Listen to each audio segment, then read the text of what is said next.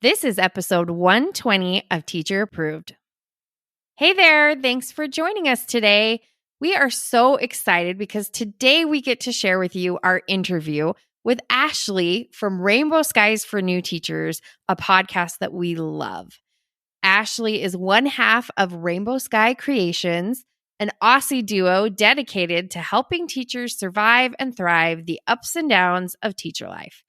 They are resource creators, online mentors, and fellow teachers who want to help you work smarter and not harder. We cannot wait for you to hear her episode all about how to nurture and support the new teachers that you know. And if you're a new teacher yourself, you will love her tips. You're listening to Teacher Approved, the podcast helping educators elevate what matters and simplify the rest. I'm Heidi. And I'm Emily. We're the creators behind Second Story Window, where we give research-based and teacher-approved strategies that make teaching less stressful and more effective. You can check out the show notes and resources from each episode at secondstorywindow.net. We're so glad you're tuning in today. Let's get to the show. We are so excited to have Ashleigh from the Rainbow Skies for New Teachers podcast here with us today. Welcome, Ashleigh. Thank you. Thank you so much for having me. I am super excited to talk to you all the way from Australia, as you can probably hear from my accent. We love it.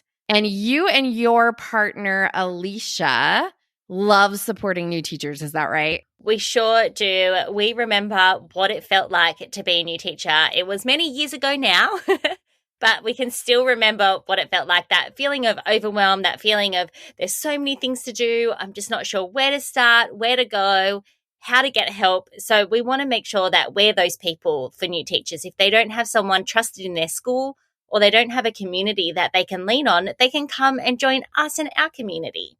That is such a gift to give a new teacher. I remember my first year of teaching was even way, way before yours, where the internet was barely a baby back then. And so it was just so isolating to feel like I'm in this role and I don't know what's happening. So I can't imagine what a gift it is to have a community of people that are in the same boat as you, but also to have these mentors that are there to support and help you figure out what the next step is.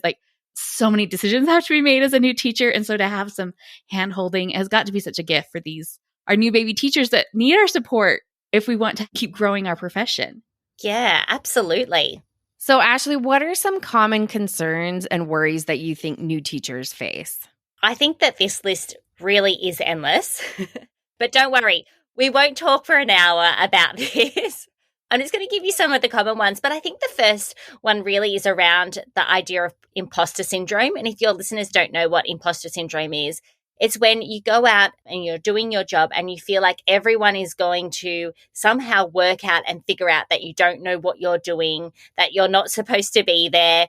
And I think that new teachers really do feel this, especially when you might have gone straight from school to study and then straight into the classroom and you're feeling that little bit younger. You don't have the life experience and you think, oh no, these parents of these students are older than me and they're going to work out that I don't really know what I'm doing. So I think that's one huge worry and concern. And that is a concern that people have in all sorts of jobs. I was watching a documentary on Robbie Williams the other day, and he was saying that well and truly after he was famous, he was going out to do a big show and he had a huge, awful, deep feeling of imposter syndrome. And I thought, wow, if Robbie Williams can feel that, no wonder teachers going into the classroom can feel it. So I think that is a big issue. And then there's other common things that we are always hearing from new teachers, like classroom management. They're worried that they're not going to be able to manage the class or certain behaviors that come their way.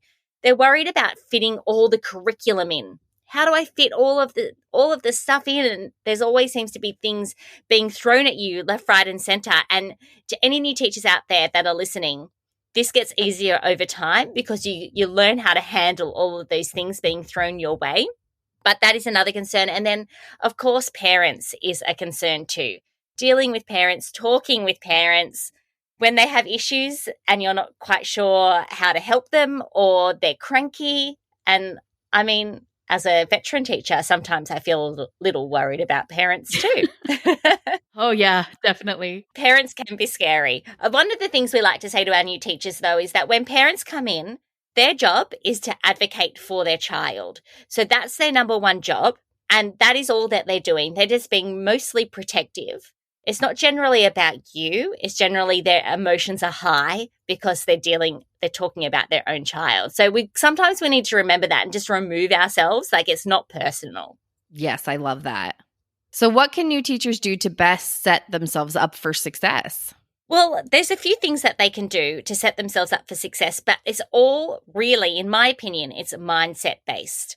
So one of the things that I love to say is your to-do list as a teacher is always never ending. Like, you could continue to add things to that list forever and ever, and you're never going to get through it all. You could stay at school all weekend and there would still be things to do on that to-do list. So one mindset shift I like to tell our new teachers is look at that to-do list as a wish list. So anything that you get ticked off that list is a bonus, not just, one thing down, a million things to go. So I love that analogy. I also love the idea of pulling one or two key things from your to-do list. So have a master to-do list, pull one or two key things to do each day, and putting that big list aside, because then you're going to get a feeling that you've actually achieved something in the day instead of feeling like you didn't get very much done because there's like a million things to do and you only got 2 of them done. So that's one little tip that I like to give.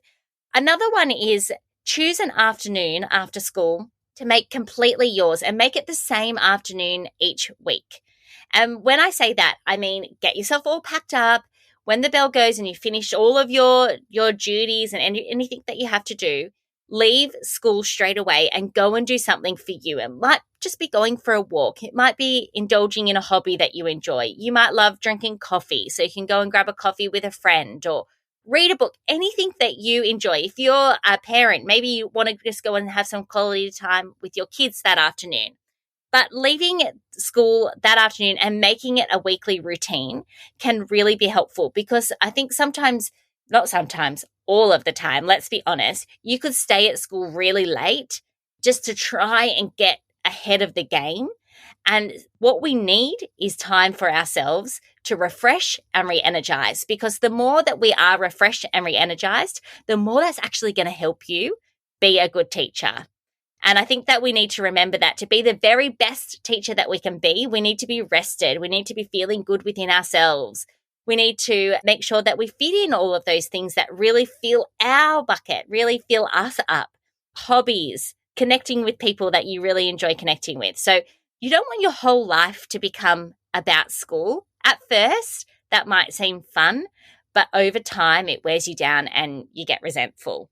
And you can't pour from an empty cup.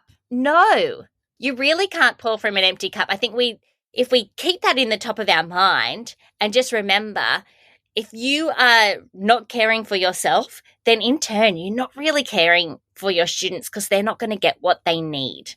Those are such good tips for new teachers, but I think maybe even veteran teachers need to hear that as much, if not more. Like, it's so easy to just like death by to-do list, right? You're never going to feel caught up. And so it's so easy. And maybe this is just me talking, but it's just so easy to feel like I can't do it all. So if I'm taking any time out from like trying to do it all, I'm going to get farther behind, instead of seeing as like, if I'm taking the time to pour into myself, to connect with myself and my life and what matters to me, I'm going to have so much more energy and willingness to keep trying, instead of like just letting me get snowed under by all the impossible tasks that are just heaped on us every day. It makes such a difference. It does. Sometimes we heap tasks on ourselves as well. We think, because teachers are generally high achievers, we want the best for our students. We want to do the very best job. So we're adding things to that list. But I think about when I take my kids to the emergency room. If your child has got a broken arm or a cough, they're not going to be seen by the doctor straight away. Someone who has got a much bigger problem may come in and jump the line. And I think that's a triage system. And I think if we look at our to-do list and triage our to-do list, some things are really important. Some things have a deadline. Get those things done. And then there's other things on there that are just things that you would really love to happen. And if you don't get them done, then that is okay. And you need to give yourself permission to be like, that's okay. I'm going to leave that. Maybe I'll try it next year. Teaching's the long haul. You're in it for many, many years. It's not just a one go this year and then you're done. Yeah, that's something we try and do here at the Teacher Approved podcast. Is our tagline is to elevate what matters and simplify the rest. And that just is something that comes with practice, but also with practice, you have to keep that in your toolbox so that you're always kind of having that framework of evaluating things like, is this really going to move the needle? Is this worth sacrificing my free time for? Is this going to make a difference for my students? Or is it just something that, looked really cool on Instagram? It's such a filter to have all the time. Yeah, it sure is. I think, you guys were teaching before Instagram was a thing? Yes. Yeah, me too. I started teaching before really you got emails from your principal, which was actually quite blissful. But I think that having Instagram and Pinterest, they're great to share ideas, but it can also really add to that overwhelm. Definitely. And for veteran teachers too. And here at Teacher Approved, a lot of our audience is veteran teachers. And so I think it would be good to talk about what we as veteran teachers can do to support those new teachers. So what can veteran teachers do to help those new teachers? Because we typically think of helping new teachers early in the school year. But here in the US, where a lot of our listeners are, what kind of support do new teachers need as the school year is kind of coming to an end? Yeah, we do help new teachers that first day, that first week. We're checking in on them. We have our first lot of parent meeting nights. We check in on them, and then they're kind of left to their own devices. And I think that new teachers, they do need help, not only in that first year, but the first couple of years, because a lot of things we do as teachers, we're doing them once, and then we don't do them again until the following year. So it's really hard to get into a bit of a routine. So definitely keep checking on those new teachers in your building as the year goes on. They might need help with, what do I need to do at the end of the year to wrap everything up? There might be some sort of testing that you need to do. I know in Australia we need to do some standardized testing towards the end of the year. We need to pack up our classroom. If you're moving classrooms to a different grade or a different classroom, there's a bit of an art in that as well. And I know veteran teachers would say, well, start organizing things a few weeks out. Those little tips can be huge for new teachers. So supporting them with any little things that are coming up. The other thing is, if you've got any events coming up, just supporting them into knowing what to expect. We're having this big assembly. It's really long. Make sure that your students go to the toilet before, or give them I always like to give my kids a little snack break before they go to that really long assembly, because they can get really, unsettled. Just little tips like that can be so helpful. And I know as a new teacher, when I've been given little tidbits like that along the way, it has helped so much. So don't leave them to their own devices. Check in on them. Ask them how they're going. If they're having any trouble with any students, because we know that sometimes students can tend to get a little bit more unsettled towards the end of the school year as well. And maybe they may be all out of their different strategies and their own toolkit, and they're looking for some more ideas. And one thing that I know about veteran teachers is that we have got this endless big Mary Poppins bag full of different tips and ideas. And if something doesn't work, we know we can try, A, B, C, all the way down to Z. And that is something that our new teachers don't have. They might only have 2 strategies, A and B. And once they've used those 2 strategies, which they've been using all year, they are fresh out of ideas. And sometimes it's great just to hear, oh, I did this once, or this worked for me one time with a class, or this worked with me for a child once. That can be really helpful. Hey there, teacher friend. Do you have a question or concern that could use a teacher-approved solution? We'd love to help you out by answering your question here on the podcast. You can submit your questions to hello@secondstorywindow.net and put podcast question in your subject line. We can't wait to hear what's on your mind. And then the final thing, I guess, is just being a listening ear. just checking in on them and seeing if there's anything that they need to talk about, anything that they're worried about, anything that they want to celebrate. Sometimes it's not always about the worries, but about the celebrations. And it can be really lonely being in a classroom as one adult to all of those children. And if you're going home to a family that doesn't know anything about teaching, it's hard to celebrate those small wins. And as veteran teachers, we can really be there to listen to those small wins and congratulate them and revel in that joy. Those are such good tips, especially I think not assuming that they know what to do at this point. These new teachers, like you said, that Mary Poppins bag just is not full enough yet. And they are relying on us to help add some tools to that kit. And I think as a veteran teacher, it's easy to say, well, like, oh, they look like they're doing fine, so everything must be going okay, when the reality may be like they don't want to feel like a burden. I think new teachers so often don't want to feel like they're like, I've taken all year long. I can't take any more from this team, from my coworkers. So they're just not going to raise their concerns or their questions. And in reality, they're really drowning, even though we're coming up to the end of the school year. This is brand new for them still. So I think it's just, like you said, it's just so important. Don't be afraid to ask what they need. Don't be afraid to, open the door and say, hey, what can I do to help you figure this out? Here's the tips for making testing something that we can all live through. Like that matters so much. It really does matter so much. Even just being honest with them, saying, look, I'm so tired too. Do you know what? Tomorrow I'm going to take a mental health day off work. And you can do that too if you need to. Or encouraging them to take a day off if they're not well. That is another really important thing. Even saying to them, look, I can see you're not well. Take the day off. Let me help you plan for the sub that's going to come in, or let me do it for you. And I know that veteran teachers are probably thinking, I've got a million things on my list, but that would mean the world to a new teacher, especially if they've never planned for a sub before.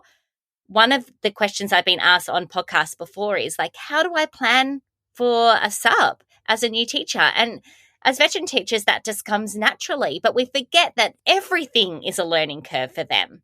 Yeah, I remember the first time I had to get a sub.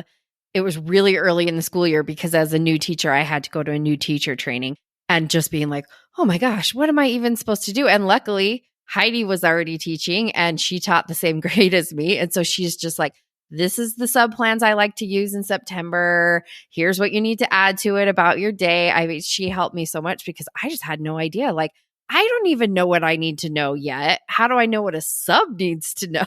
Yes. So how can veteran teachers balance guiding those new teachers with allowing those new teachers to also develop their own teaching style? Do you have any advice for that? This is tricky because I think new teachers have come up with all of the most recent research. They're energized, they're excited, they're getting lots and lots of information online, on Instagram, all of these different places. And as veteran teachers, sometimes we think, well, we know what works, don't we? Mm-hmm. This is what works. So I think that you're right in that question, saying that there is a balance. We need to let new teachers give things a go their own way, but notice and just be aware when there are little struggles that come up or when they ask questions. If they're asking a question, it means they really don't know. And then is the time to do a bit of a deep dive and be specific about your answer. So if they're saying things like, I don't really know, how do you set up your reading groups? They don't want you just to say, group your kids in 5 different groups, you have different activities, and then one group reads with you. They need more of a breakdown of that. Give them a good hour, sit down, talk about exactly how you do it. How do you get those groups? What sort of activities do you do? Give them some suggestions.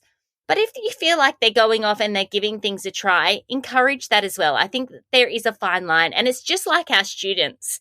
We do the same. Sometimes we really explicitly teach an idea or a concept, and then sometimes we let them explore and we let them really go with what they want to learn. And it's kind of the same sort of thing.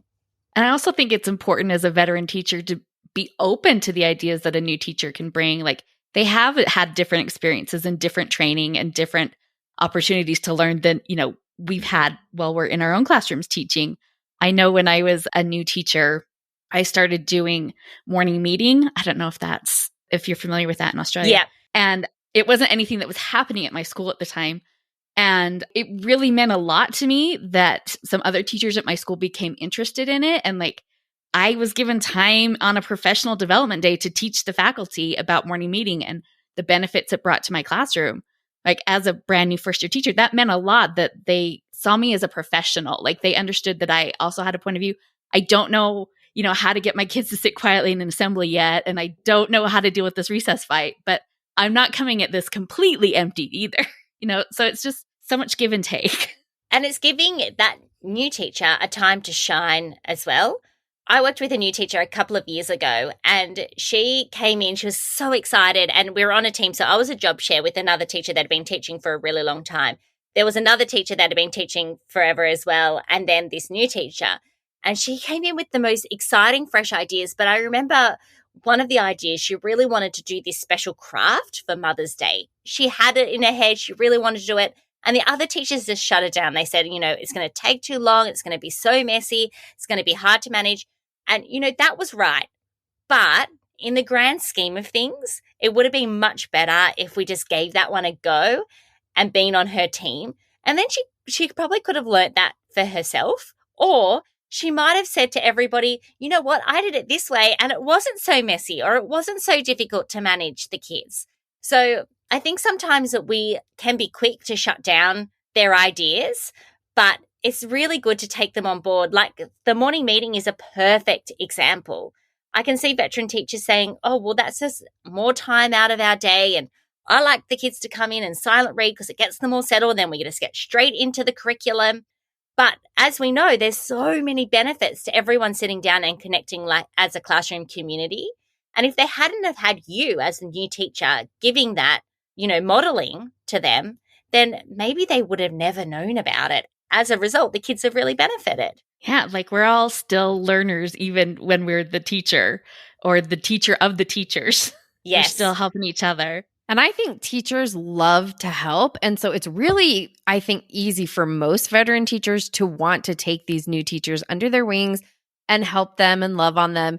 It may be harder for them to be open to, what are you bringing? What new ideas are you bringing to the table? And giving the new teacher opportunities to shine.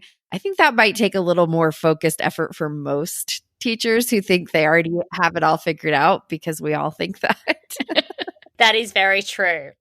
Well, we like to end our interviews by asking our guests to share a teacher-approved tip with our listeners. You've already given us lots of tips, but if you have another small, actionable tip that teachers can apply in their classrooms today, we would love to hear it. Okay, so this is a bit of a random tip. I wanted to give something completely different from what we've been talking about. But one thing that I think teachers have a lot of trouble with, new, veteran, anywhere in the middle, is getting their class from A to B quietly. And I don't know if I'm a huge believer in that. I'm like, you get from A to B, but I do understand that it's disruptive to other classes, and that's what leadership wants. So let's say in an ideal world, leadership want you to be quiet walking from A to B. One thing that I love to do is turn it into a game with my students. So I have them in lines, the traditional lines. I stand in the front and we play a game. I just made up the name called Line Freeze. I'm sure there's teachers out there that have got better names for a game like this. I'm not the first teacher to ever play this game. But as we walk along, I turn around and it's a bit like Spotlight, or I don't know what you would call it in America. And the kids all have to freeze. And then I keep walking and then I turn around and the kids have to freeze. And I always say to them, you need to be silent while you're walking. And when you're frozen, your lips need to be frozen as well as your bodies. And it just is a really fun game. And I've played it with kindergarten and I've played it with year 6, and it's always a winner. Those are the best kind of tips, to take something that matters, like a procedure that's important, but to find ways to invest it with a little bit of fun and whimsy, some surprise and delight, to just like, this isn't a chore. We're making this happy and enjoyable for everyone. That is such a fun tip. I'm sad I don't have any people I'm going to be leading through hallways for a while. I really want to play that now. Who knew that you would wish to lead a whole class through a hallway? Ashleigh, we're so glad that you could join us today. This was such a fun conversation. I think our listeners are going to be so excited about helping the new teachers that they're interacting with at their schools. And I think this will be a great listen for all of them. Thank you so much for having me. Honestly, it has been an honor. We'll talk to you again soon. Chat soon. Bye. That is it for today's episode. Thank you so much to Ashleigh from Rainbow Skies for New Teachers podcast for being here on the show today and sharing her great tips for new teachers and for how veteran teachers can support the new teachers in their lives. If you are a new teacher yourself or you know one, you'll want to check out Rainbow Skies Surviving Your First Years Guide, and we will put a link to that in your show notes. You'll love this free guide to help new teachers become prepared and self-assured. We hope you enjoyed this episode of Teacher Approved. I'm Heidi. And I'm Emily. Thank you for listening. Be sure to follow or subscribe in your podcast app so that you never miss an episode. You can connect with us and other teachers in the Teacher Approved Facebook group. We'll see you here next week. Bye for now. Bye.